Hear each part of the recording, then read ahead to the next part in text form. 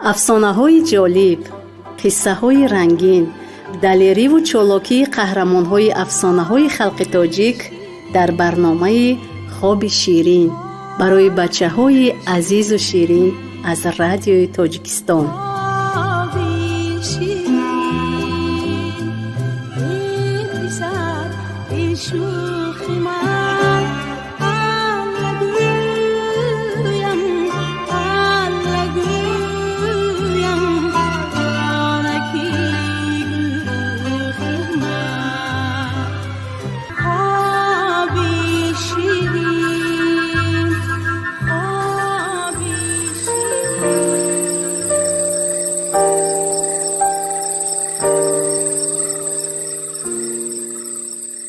سلام نبیره‌های عزیزی بیبی.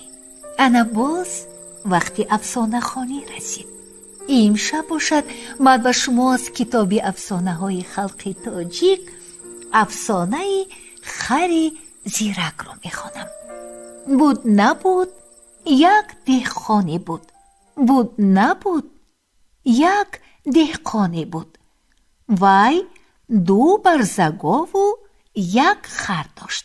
دهقان هر روز سحری بر وقت به خر گندم بار کرده برزگاوان را پیش انداخته به صحرا جفت کنی می رفت. یک بگاه بعد از کار یکی از برزگاوان به خر که در پهلویش با حلاوتی تمام یازیده می خوابید رو آورده شکایت کرد. ای جوره، گفت، تو خوشبختی، از صاحبمان ظلم نمیبینی؟ به صحرا گندم میبری و از آنجا هیزم میآوری، با همین جانت خلاص. قسمتی برزگاوی به گور رود، عذاب ما زیاد. هر روز خوجه ما را به جفت انداخته از پگاه تا بگاه میراند. کمی سستی کنیم کلتک کاری میکند که مغزی استخوان ما به درد می آید.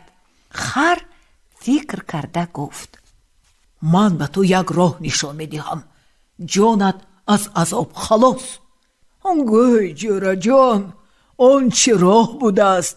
گفته برزگاو التماس کرد. خر گفت امشب و سحری خوراک نخور، خود را به بیماری انداز و نالش کردن گیر. خوجه این گمان میکند که بیمار شده ای، به صحرا نمیبرد. این گپ به برزگاو محقول شد. دهقان آمده به آخرها که و علف پرتافته دید که خر و یک برزگاو با میلی تمام به خوردن سر کردند و برزگاو دیگر بیتاب برید، به خوراک نگاه نمی کند. دهقان سحری نیز همین حادثه را مشاهده کرده فکر کرد که برزگاو بیمار شده است. وای، من اکنون چیکار میکنم؟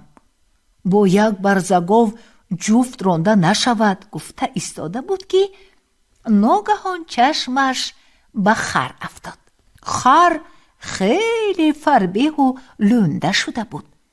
دهقان خرسند شده علاجش را یافتم گفت و خر و یک برزگاو را به صحرا برد و هر دو را جفت انداخته زمین راند.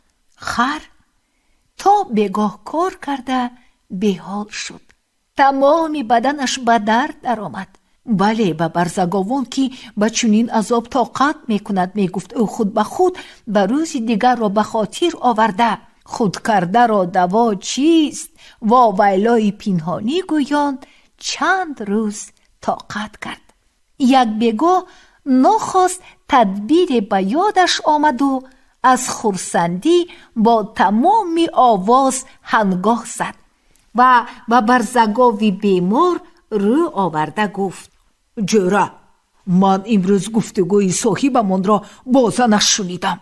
خوجه این می گفت که اگر برزگاو صحت شده به اشتها نآید، کشته گوشتش را می فروشیم و به جایش برزگاوی دیگری می خریم.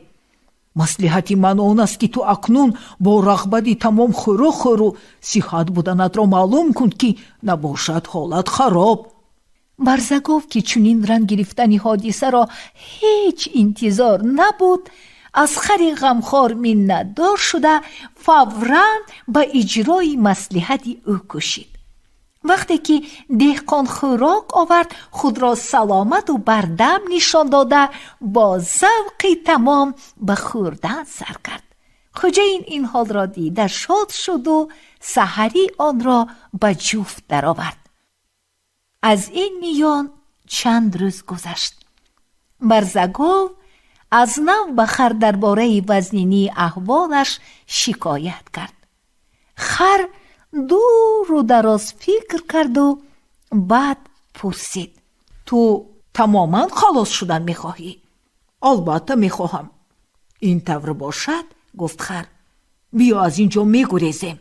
با کجا میگریزیم؟ پرسید برزگوف.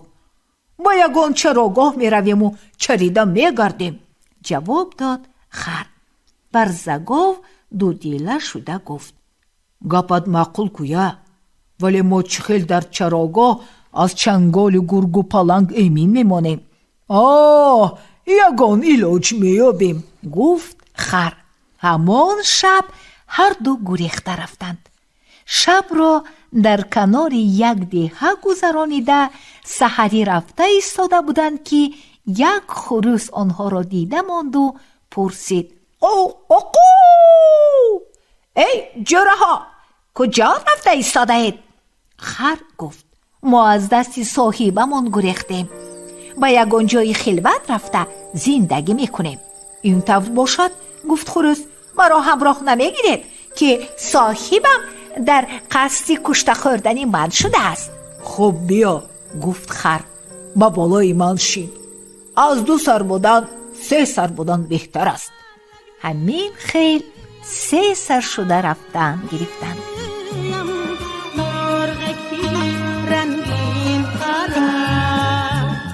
افسانه های جالب، قصه های رنگین، دلیری و چالاکی قهرمان های افسانه های خلق تاجیک در برنامه خواب شیرین برای بچه های عزیز و شیرین از رادیوی تاجیکستان.